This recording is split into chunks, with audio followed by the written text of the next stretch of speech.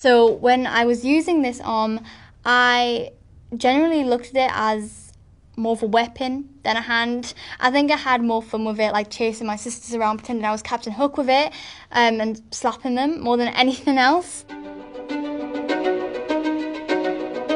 So this was actually my first ever prosthetic I think I got this when I was 2 years old, and this was from the NHS. When I got these first prosthetics, we were in the clinic and it was handed to me in a brown paper bag, as if something to be like incredibly discreet about. There was a woman when we were walking away from the clinic and she basically ran after us and she just said, you know what, that is the exact same thing they gave to me 25 years ago at the time, and it hadn't changed the function, how it looked, anything at all. But there's basically 3 prongs, and I guess this is what was the fun. And this hook basically attached to this big harness, and that would go over my little 2-year-old body. And the way I would move kind of my shoulders and my upper arms would pull on strings and make the thing go side to side, like almost like a pinching movement. And I physically couldn't use it because the strings were actually really, really hard to pull. Like my mom could barely do it, never mind a 2-year-old.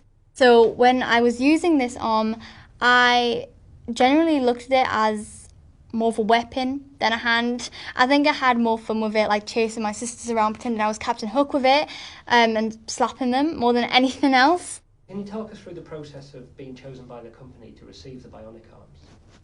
My mum had heard a bit about 3D printing, and just out on a limb, she was just like, put into Google 3D printed prosthetics, and up popped Bionics because their hands are completely 3D printed.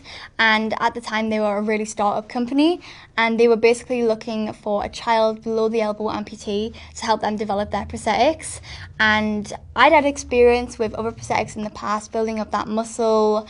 I fit the criteria, they were looking for someone to help, we were looking to get back involved. I had loads of ideas I wanted to share. I guess you can say I kind of auditioned for the role in a way. I know my mum sent them a picture of like me dressed up as Alice in Wonderland as my little promo picture, and Sammy, who is the CEO, one of the CEOs of the company, said like as soon as she saw me dressed up as Alice in Wonderland, she was like, that's the one.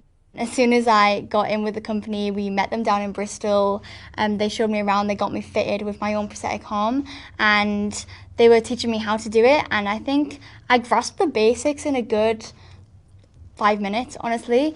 I think it's because obviously wearing prosthetics my whole life and always moving those muscles, it kind of just felt like second nature to me at that point. So a lot of people do need like training on how to use these hands, using muscles that they never had to use anymore since they've lost their hands, or if they're born without the hands, they kind of forget they're even there.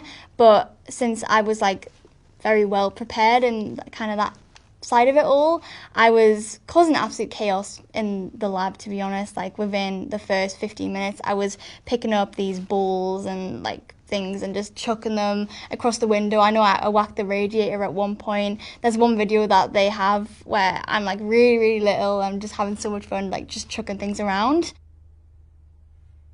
All right, well, this is a bit that we're all waiting for. Would you mind giving us a demo of them? Yeah, sure. You don't mind the noise? No. Okay. Basically how they work is they are all muscle operated, so there are actually no wires or anything attached. You literally just slip your arm in, and as soon as I'm in there I can move the fingers. So if I flex my muscles, the hand will open, and if I squeeze my muscles, the hand will close. I think it's just the way that you would move your organic limbs, because I can like see my hand moving on the inside and it would be the exact same way as like you closing your fist and opening your fist and doing a thumbs up. Did you notice a lot more people suddenly staring at you? Yeah, definitely I noticed stares, but it felt completely different.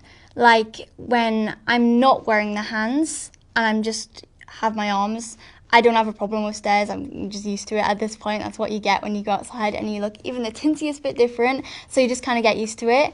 But when I'm not wearing hands, kids especially get like, they're just curious. They're like, oh, I've got hands, she doesn't, type thing. So they want to go over and ask. But now wearing these bionic arms, as you can imagine, there's still plenty of stares. But it's now not sympathetic at all, like in the slightest. It's not negative. the reactions I get from especially children, I think is just so much fun. And not just for me, but all the other users that now wear these bionic arms as well.